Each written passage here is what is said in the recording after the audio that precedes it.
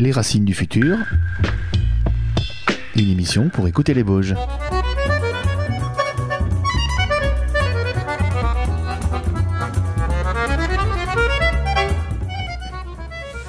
Spéléologie. Ce n'est pas forcément le premier mot qui vient à l'esprit quand on parle des Bauges.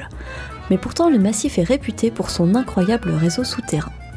Pour en savoir un peu plus sur ce monde de l'obscurité, Mathieu Thomas, spéléologue à Karst-Troise, est venu à Radio Alto parler de son activité.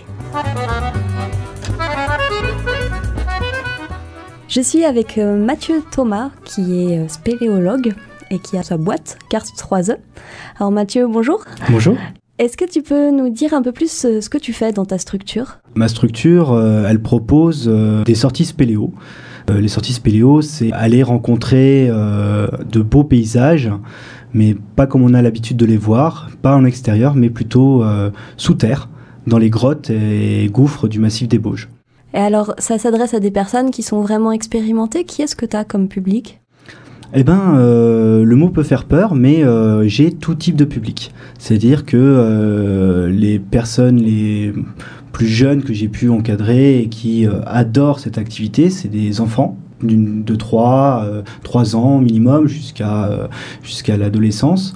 Et par la suite, soit des sorties découvertes pour adultes, soit des sorties un petit peu plus expérimentées avec des techniques de cordes pour aller un peu plus profond et voir d'autres choses. Donc ça veut dire que là, ton accompagnement en tant que spéléologue, ça peut s'adresser à tout public. Il n'est pas nécessaire d'avoir une pratique de la spéléologie pour venir pratiquer ça. Exactement, tout public, qu'il soit familial ou sportif, il n'y a aucun souci. Donc tu t'adresses à des particuliers, à des entreprises. Qui est-ce qui fait appel en général à tes services ? Soit c'est justement des familles, des particuliers, des gens qui ont pour souhait de découvrir le milieu souterrain et l'activité de la spéléologie, mais ça peut se faire aussi effectivement dans des regroupements d'entreprises, dans les team building, pour des cohésions d'équipe, ou alors de l'ordre de séminaires. Et puis, de façon plus ludique, pour marquer le coup, des enterrements de garçons, de vie de garçons, ou des enterrements de vie de jeunes filles. Et alors, si demain je viens dans ta structure, je n'ai jamais fait de spéléologie, comment ça se passe une sortie spéléo ? Alors, déjà, on prend contact. D'accord. On prend contact, j'explique ce qu'est l'activité, ce qu'on peut rencontrer sous terre, les obstacles qu'on peut franchir en toute sécurité. Et par la suite, à la suite d'un rendez-vous fixé, d'une grotte choisie en fonction du souhait de la personne, le matériel est fourni et on va se balader sur une demi-journée, une journée, voire un peu plus. On peut même dormir sous terre sur 2 jours, par exemple, aller un petit peu plus loin pour découvrir les paysages du massif des Bauges. Donc tu parlais tout à l'heure d'une chose qui me paraît intéressante, tu parles de médiation scientifique et éducative, c'est ça ? Oui. En quoi est-ce que ça consiste ? Qu'est-ce que tu mets derrière ces mots ? Derrière ces mots de médiation, avec un support plutôt pédagogique, il rentre tout un ensemble de concepts qu'on apprend, qu'on transmet aux personnes intéressées.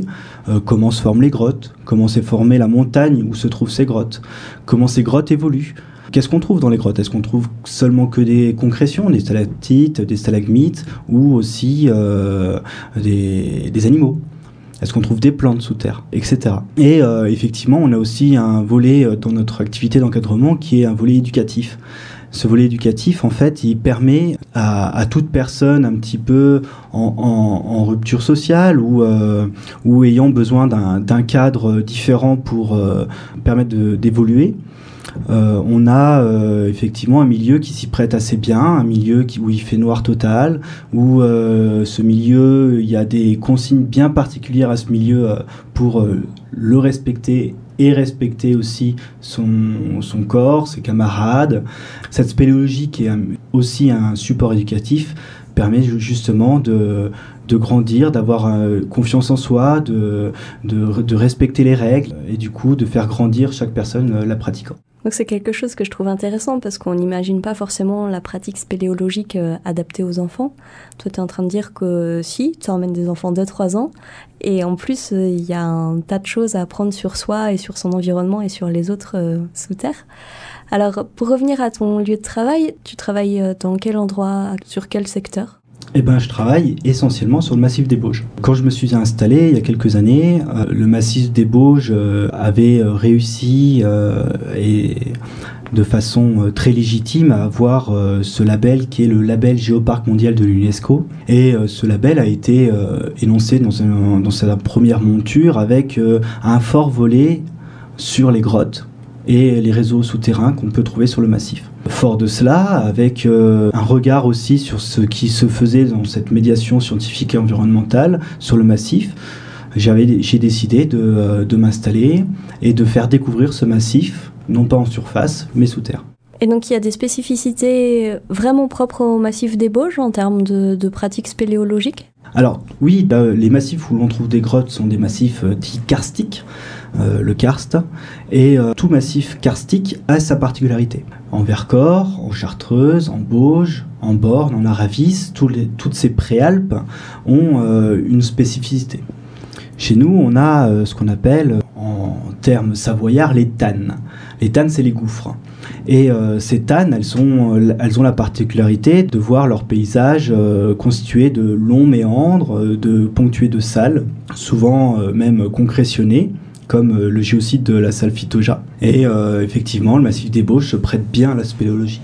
Et il y a beaucoup de choses à faire en Bauges, il y a beaucoup de grottes à explorer. Oh là On a dans le massif des Bauges environ 2000 entrées de grottes. On a plus de galeries souterraines que de sentiers balisés en randonnée.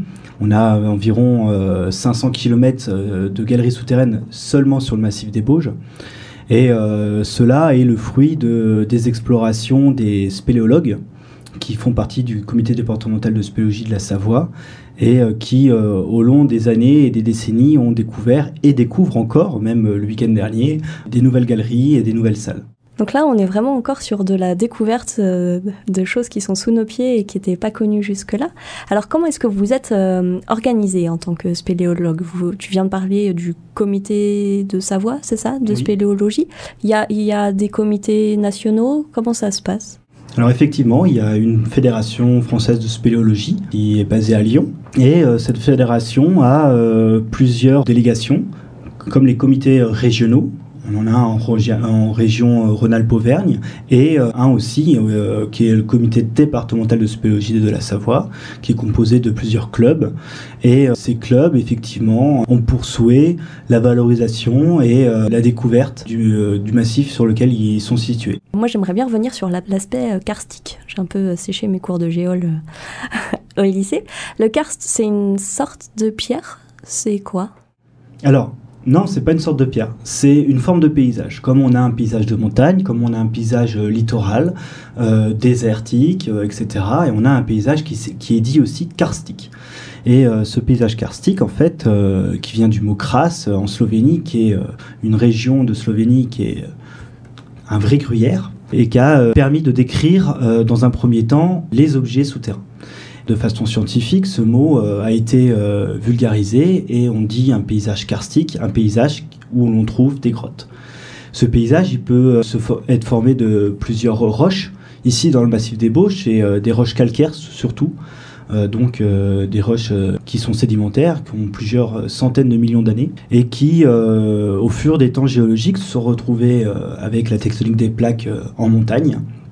Et en montagne où les précipitations d'eau sont souvent importantes, de neige aussi, a permis d'éroder cette roche et de créer les galeries souterraines. Et alors, une fois que ces galeries ont été créées, qu'est-ce qui fait qu'aujourd'hui tu parles encore de découverte de nouvelles grottes, ou de nouvelles entrées ou de nouveaux boyaux ? Comment ça se fait que ça a été caché ? Il y a d'autres concrétions qui se sont mises devant, c'est le paysage qui a repris ses droits, comment on en découvre ? Et effectivement, on reste dans un milieu naturel qui évolue.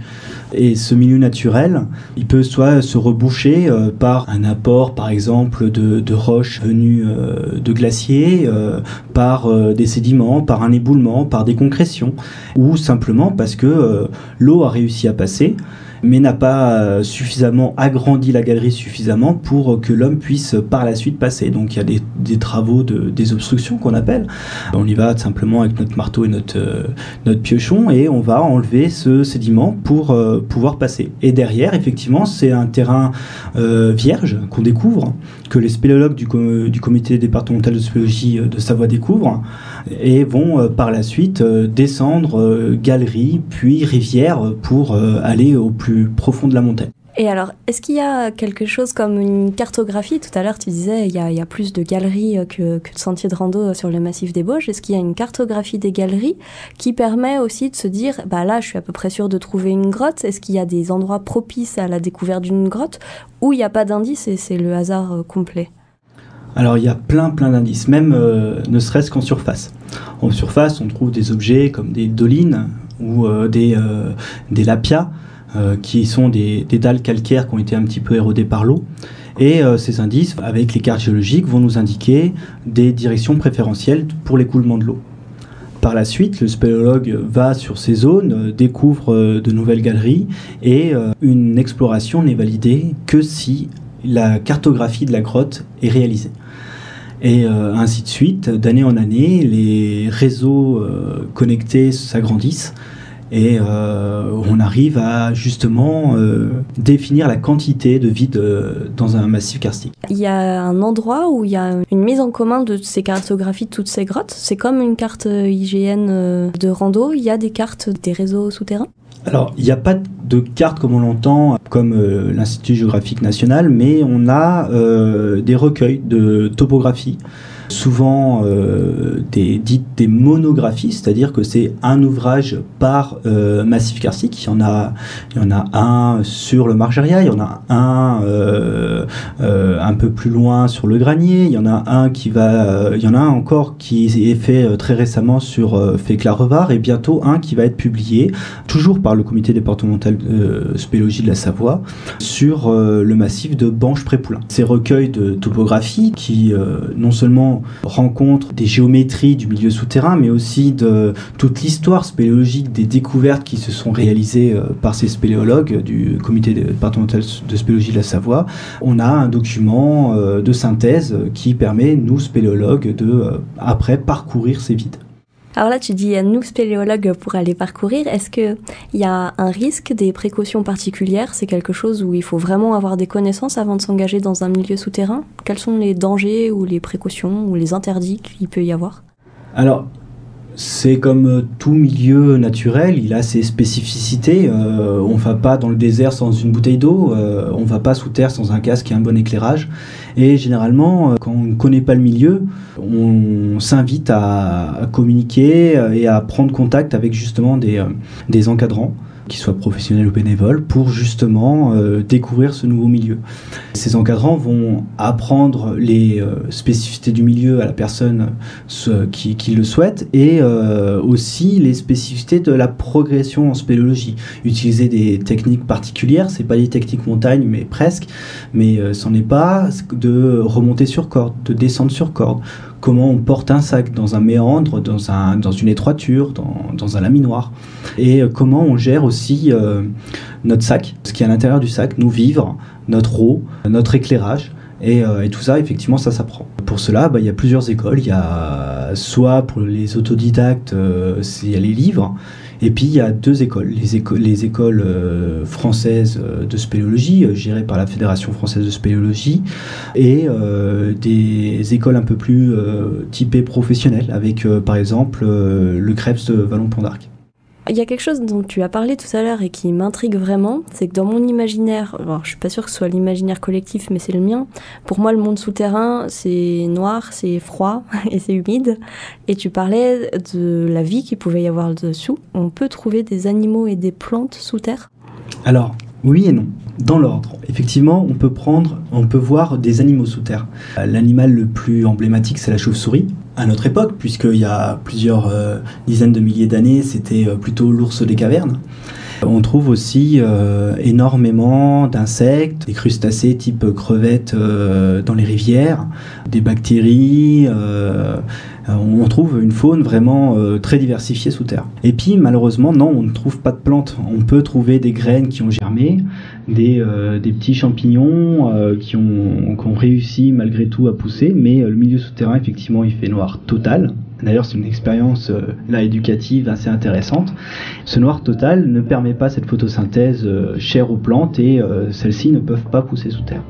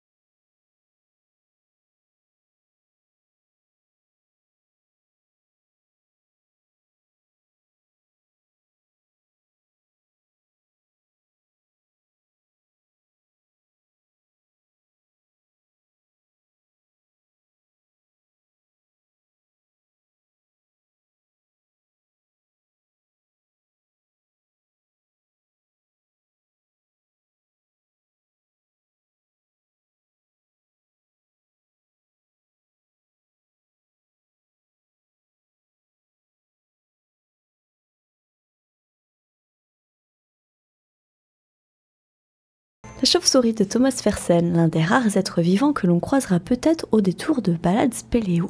Et parmi les autres rencontres, il y a Mathieu Thomas, spéléologue de son état, qui est venu nous parler de son univers souterrain. C'est un milieu qui, contrairement à un milieu sauvage extérieur, on va dire, ne permet pas une autonomie alimentaire ou des choses comme ça. Enfin, c'est assez fabuleux en fait, ça veut dire que tu vas dans un monde qui a priori n'est pas fait pour la vie et pour l'homme. Donc qu'est-ce qui t'attire dans l'aspect spéléologie ? Alors effectivement, c'est un milieu qui est assez contraignant.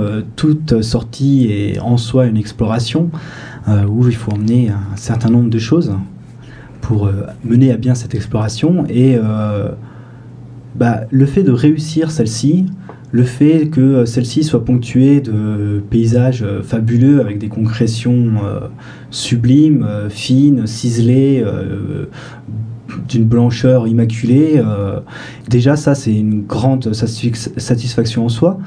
Mais encore plus, je pense que c'est l'esprit d'équipe. On ne va pas sous terre tout seul à cause justement des dangers inhérents au milieu. et à l'activité. Et on est toujours accompagné. Cette histoire humaine, cette aventure humaine, tous les spéléologues le savent, c'est ce qui donne la richesse à l'activité. C'est-à-dire qu'on est là en communion, tous ensemble, on s'entraide, on s'aide pour justement aller au plus loin de l'exploration et découvrir de nouvelles choses. Donc toi, c'est vraiment ce qui t'attire dans ce milieu souterrain. Ouais, c'est exactement ça. C'est moi, quand j'encadre, quand des personnes me demandent de découvrir le milieu souterrain, je leur fais effectivement découvrir ce qu'ils souhaitent, mais je les amène aussi à réfléchir un petit peu à toute cette entraide qu'il peut avoir pour réaliser leurs rêves. Et alors, quand t'emmènes du public, tu disais tout à l'heure, t'as vraiment toutes sortes de publics en sortie spéléo. La réaction des gens, parce que c'est un monde dont on disait qu'il n'était pas fait pour l'homme, en clair. Quelle sorte de réaction tu peux avoir dans ta profession ? On peut avoir toute réaction. On va de l'émotion craintive, voire maladive, de se retrouver enfermé sous terre, alors que il n'y a absolument aucun danger si on est très bien accompagné. Et chose qui d'ailleurs se comprend très bien et qui est d'ailleurs très vite balayée avec quelques conseils de travail sur soi, dépassement de soi et quelques encouragements. Et jusqu'à l'euphorie complète de jeunes adolescents qui découvrent un monde nouveau et qui veulent justement aller plus loin alors que malheureusement la sortie est finie. Dans ton activité de spéléologue, est-ce qu'il y a une partie qui est consacrée à absolument découvrir des nouvelles grottes ? Est-ce que c'est ça le but ultime d'un spéléologue, ou la simple exploration de ce qui est déjà connu te suffit ? Est-ce qu'il y a une balance entre les deux ? Alors, le plaisir et l'objectif est multiple en fonction de la personne qui pratique l'activité. On a des gens qui ne font que de ce qu'on appelle de la classique. C'est-à-dire, ils font les voies, par exemple, de haute montagne qui ont déjà été ouvertes. C'est une activité en soi qui est très valorisante. On peut visiter des lieux inédits qu'on n'a jamais vus et se faire plaisir ainsi. D'autres spéléologues n'ont pour seul souhait que l'exploration. C'est-à-dire travailler des années et des années sur un trou et au final, au bout d'une dizaine d'années, découvrir la suite et partager cette joie avec les camarades. Moi, mon activité en tant que professionnel de l'activité, de la spéléologie, c'est justement, moi, mon plaisir, je l'ai à faire découvrir tout cela. À faire découvrir et à valoriser l'exploration que font mes camarades et ou tout simplement faire découvrir une activité sportive hors du commun. Si tu devais motiver les auditeurs, je vois qu'il y a de la passion, il y a tout ça. Qu'est-ce qui pourrait, quel pourrait être le message de dire si venez sous terre, ça vaut vraiment le coup? Eh ben, c'est un milieu qui est très peu connu, le milieu souterrain. De ce fait, il y a très peu de documentaires dessus et un documentaire, qu'il soit radiophonique comme ici ou télévisuel, ne permet pas d'avoir toutes les émotions que quand on se retrouve vraiment dans ce milieu.